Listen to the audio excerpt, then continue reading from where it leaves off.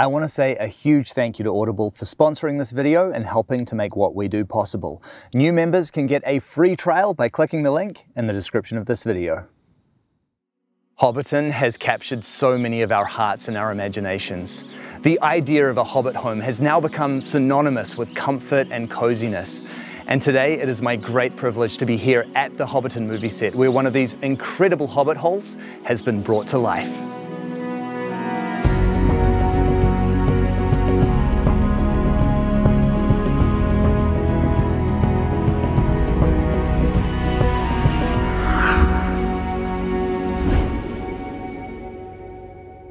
I am so incredibly excited to be here. I honestly right now feel as though I have just walked onto the set of The Lord of the Rings, which of course is because I have just walked onto the set of Lord of the Rings. But now I actually get to step inside. I cannot wait.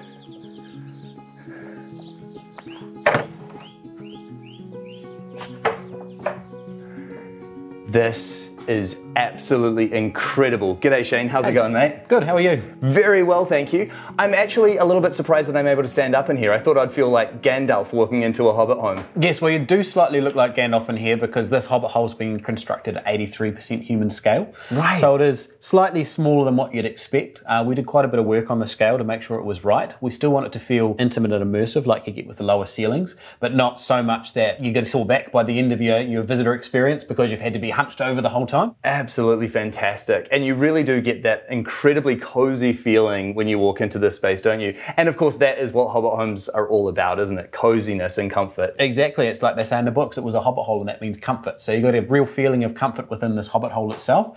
Nice and cozy. This is the home of the Proudfoot family of Bagshot Row. And I think you feel that there is a real family living here and going about their daily lives and just enjoying life in the Shire. Absolutely. Now, there's so much to talk about in terms of the styling and aesthetic of this home. But first of all, can we talk about the construction and how this was actually achieved? Yeah, so the construction was a big process. The original concept drawings were commissioned in 2014, so around 10 years ago now.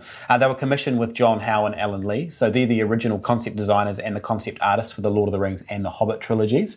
They're the experts around the world in Tolkien and what the worlds that he described in his books would look like, so they were the perfect people to go to create this interior Hobbit hole. And then within there, the actual physical construction started in March of 2023. So the major thing that happened was that we had to excavate the current Hobbit holes that were here on Bagshot Row, take it all out, then they put together a bunker, for want of a better word here, a brick bunker, put the grass back on the top, but there was 3 builds happening simultaneously. There was the excavation and the bunker build here, with on the physical side of Hobbiton Movie Set.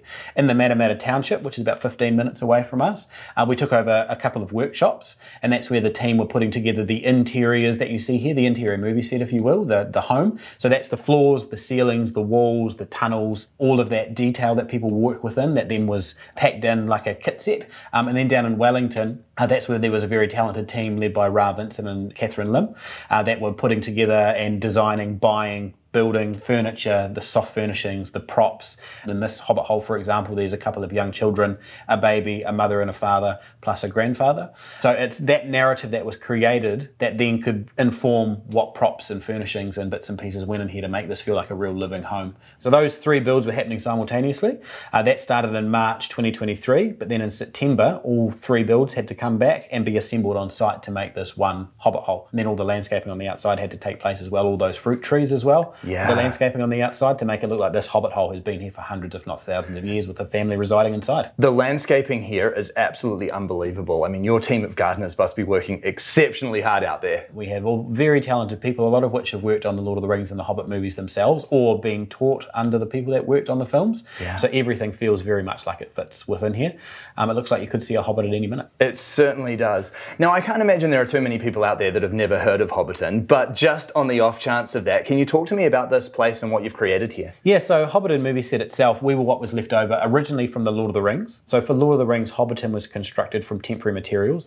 So the only reason anything remained after filming is after they finished filming the Lord of the Rings trilogy out here at Hobbiton, they started pulling everything down, but it began to rain and then kept on raining as it can do sometimes in the Waikato. And then they were falling behind on their next location. So they said to the owners of the property, the Alexander family, is it all right if we go away, come back and finish deconstructing everything later on? They said, yep, no problem. But in that that time the first movie was released, the locals recognised the Kaimai mountain ranges in the distance in the back of the shots within Hobbiton and realised they had Hobbiton on their back doorstep. That's when people started coming and knocking, asking if they could come and have a look around, and that's how Hobbiton was born.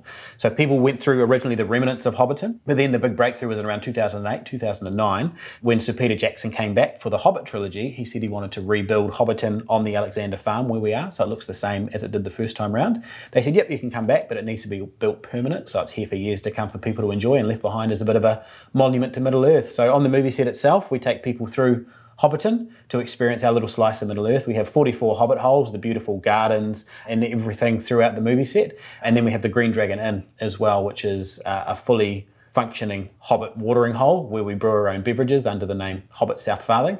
Yeah, as I mentioned, we like to think of ourselves as a wee monument left behind to Middle Earth for people to come and enjoy. Yeah, a perfect immersion for the Lord of the Rings fan. Yeah. And now going back to this home, can you talk to me about what the core principles of getting Hobbit architecture right are? Yep. So the round doors are a big part of what it is, and you'll see that coming through with the hallways.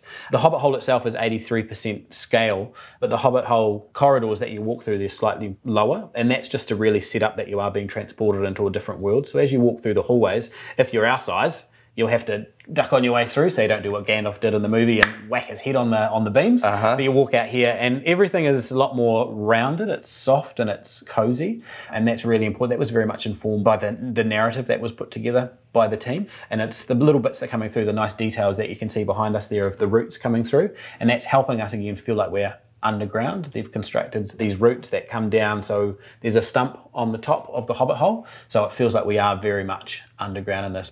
To me, the Hobbit aesthetic kind of encompasses comfort and community.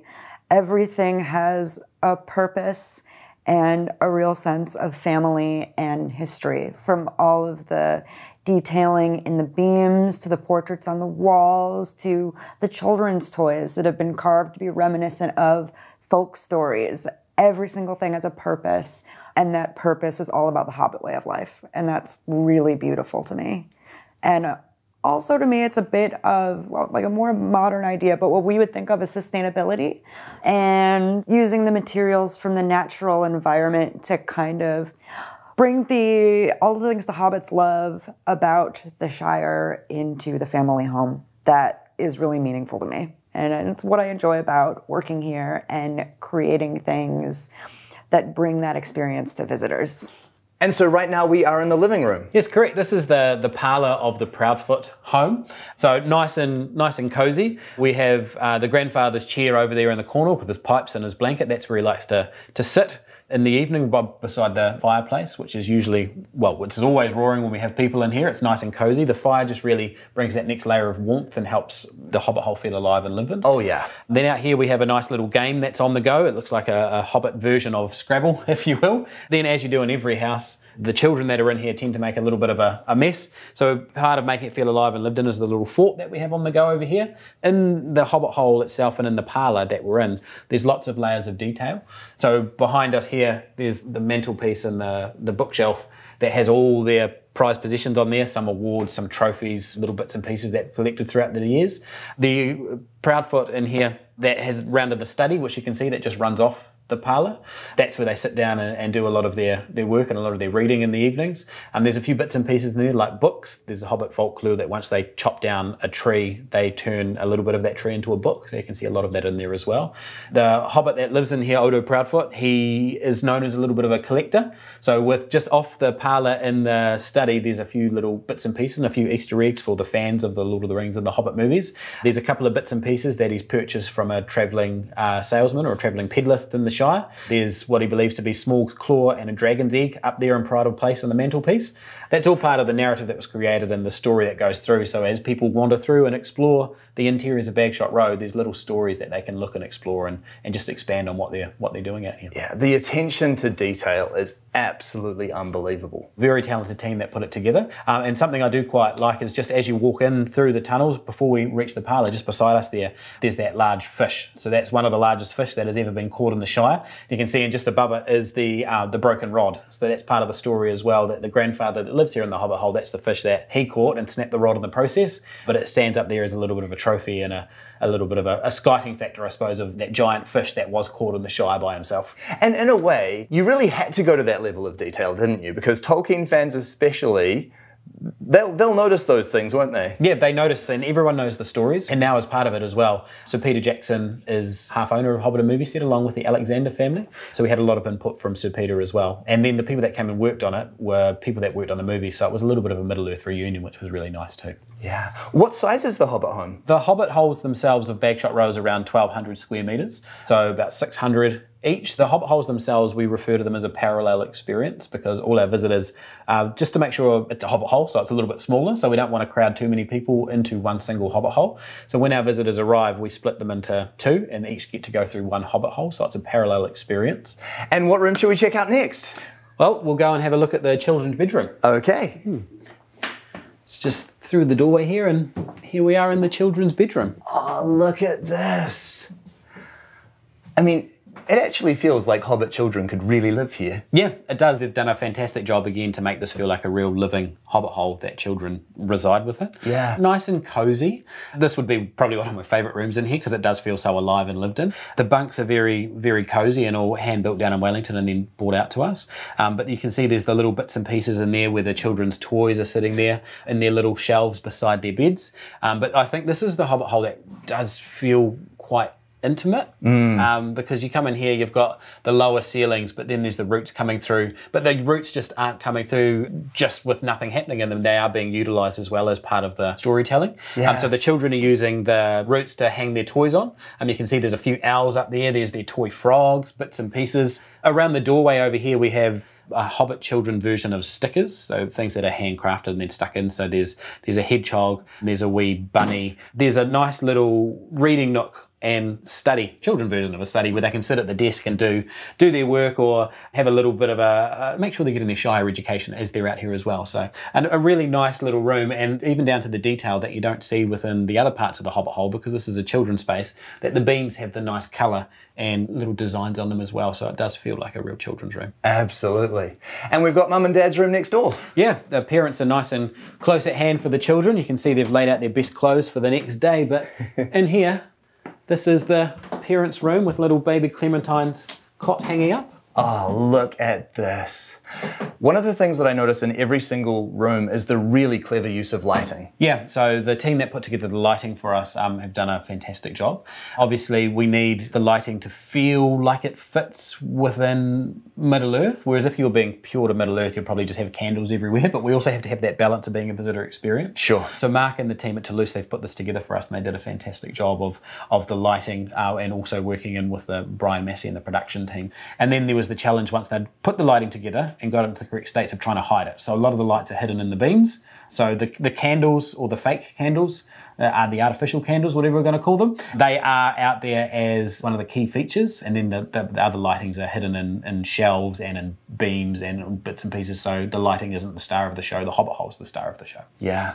And these beams in this room are especially impressive. Are these real? No, they're not. So these were constructed in the workshop in Matamata. So they aren't real beams. They've been put together and then aged and themed by our team, because the Hobbit hole itself has been added onto at different times in different sections. So we don't want to feel like everything in each piece of wood's identical, because the children came along and the Hobbit hole got bigger, so they added another room, or they added another room into the pantry as things were needed. What I like in this room is the colour on the walls. The blue's quite nice as well. It's nice and warm and relaxing, what you want with a master bedroom. And then the walls that you see, the mud that's on there, or the plaster, that was used with the excavation process. They took out the Bagshot Row clay and the dirt that was here. They took that into the Matamata township, and they've used that dirt and clay on the walls in this room. So it is real earthen renders in here? Yep. And they put it out here, put it back together, so again it tells part of the story of Bagshot Row and leaning into those real Middle-earth, what we would imagine would be real Middle-earth building styles. Yeah, and that's one of the other things that really hits you when you walk into this Hobbit home as well, isn't it? That wonderful earthy smell. It's so rich. Yes, that's part of it. Hobbits,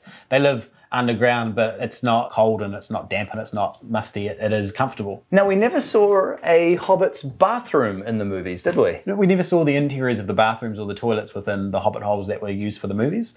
So that's when we had to rely on the expertise of John Howell and Alan Lee to do a little bit of a design. So do you want to go and have a look? Let's take a look. I'm dying to see.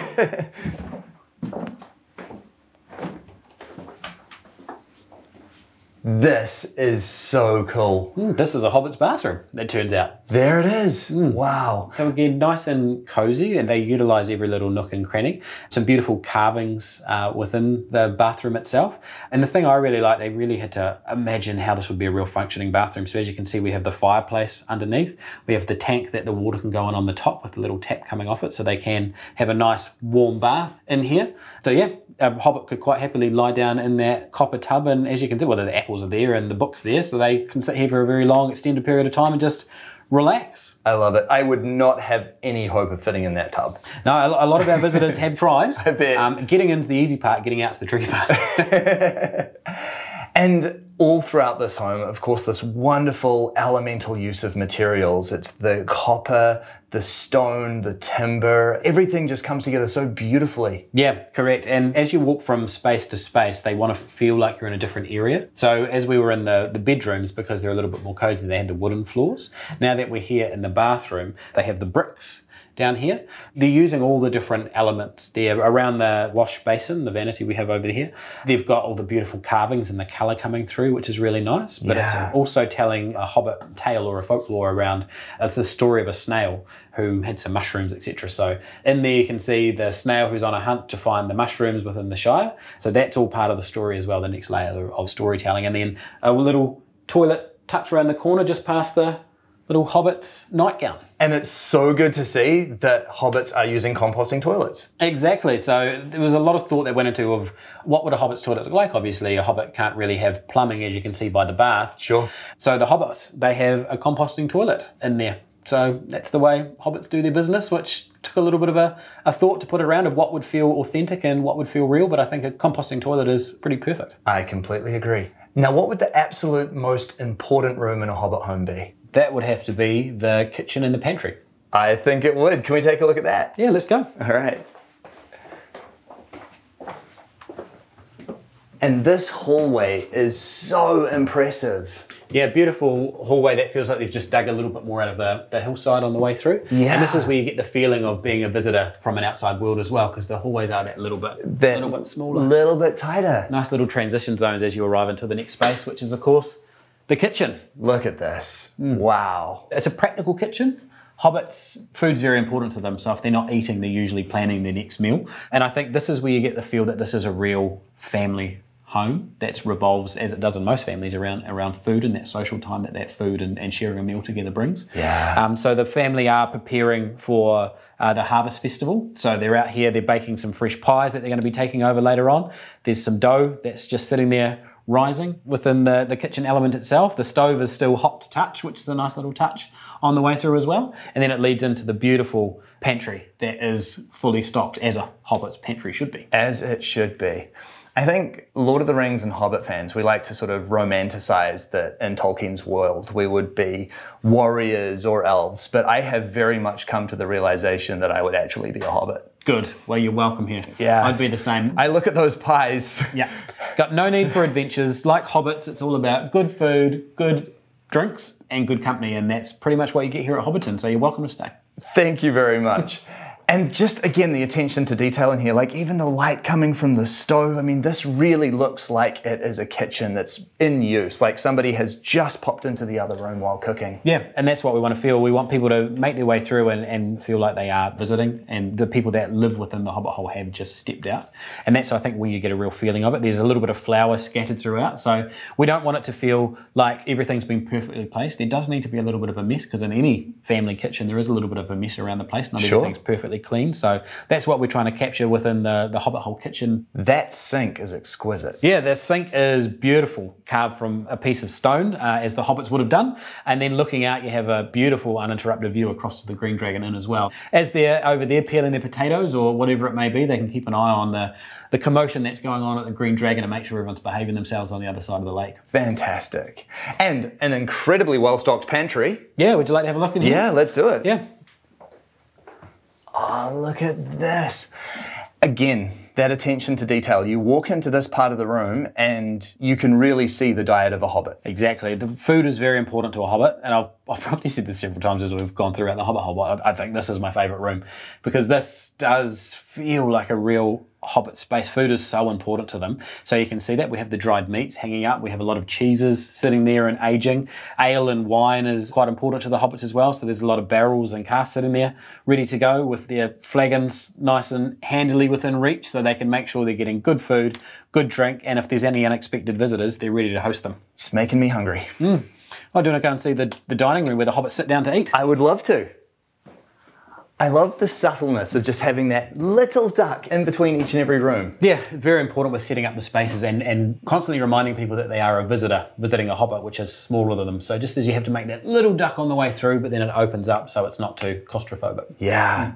And here's the dining room. Yeah, this is the dining room. This is the heart of the home where the family sit down, have a lot of social time and eat. And the best plates and crockery are sitting here within reach. So if they've got the fancy Hobbits within the Shire coming over, they can easily get out the good crockery and lay it out and host them. Fantastic. And then we've got this lovely, very comfortable looking lounge nook as well. Yeah, a nice little area where people can sit down, relax and enjoy a nice morning cup of tea. Absolutely.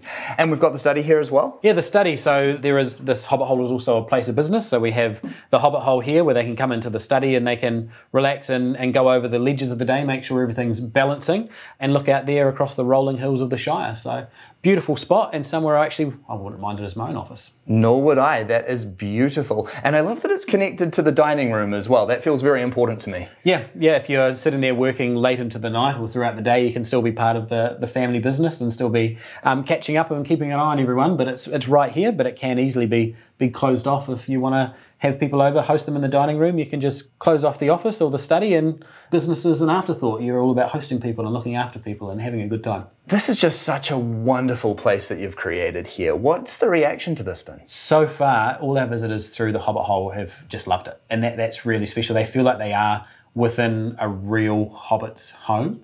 And everyone has been very impressed with just the level of detail and the feeling that there is a real family living here and it doesn't feel staged. So far the reaction has been fantastic, and that's what makes it all worth it, is just seeing people's reactions as they come in and just how much people are loving it. If you were designing your own home again, what aspects of Hobbit architecture would you want to include in your home? Well, I'd like to say I'd have some round doors because I think they are pretty cool. They are so cool. Yeah, I don't know if I'd get that across the line with my wife. She probably wouldn't be quite as keen as having round doors in our real home as what they are. But I think just the practical use of space that a Hobbit uses, that would be something that I'd like to explore, because space is limited and there's a lot of Hobbits living underground in this Hobbit hole. They use every space and it is a practical space. And I think that's something that if I was building my own home again, that's what I'd like to use a little bit more, making sure you're using every little bit of space and that it has a real practicality to it. And probably the coziness as well. There's a practical use of space, but it feels cozy, and that's a real hard balance to get, but the Hobbits seem to do it well. Absolutely they do. And this is such a new attraction for you here, and obviously an immense amount of work has been poured into making this happen. But what does the future now hold for Hobbiton? What's next for you? Well, that's what we're exploring at the moment. So Bagshot Row Hobbit Holes, this has been our focus now for around 10 years. So it has taken a large part of our brain capacity and our planning. It's been an amazing project to work on, and we've managed to work with some incredibly talented people and have a little bit of a reunion. So I think for the time being, we're just going to be enjoying showing people through Bagshot Row, and then we'll take a breath, probably like a Hobbit does. We'll have some food and some ale and think of what our next adventure may be. But for now, there's no firm plans apart from just hosting people through our piece of Middle Earth and making sure people are enjoying themselves. That sounds like a fantastic plan to me. Shane, I'm blown away by this place. Honestly, the feeling of walking into a real family Hobbit hole is quite amazing to me. It's a really wonderful thing that you've created here. Thank you so much for sharing it with me. Thanks for joining me. My pleasure. This place is beyond amazing. The only way that I can describe the sensation of being here is truly magical, as though I have genuinely been transported into this fantasy world. The incredible accomplishment of the construction of these homes is only paled by the attention to detail and the interior fit out that truly brings this space to life and makes it feel as though you are genuinely inside the home of a Hobbit family. The sensation of comfort, of coziness, just comes together to make you feel good in this space, and I think that's exactly what they were trying to accomplish here.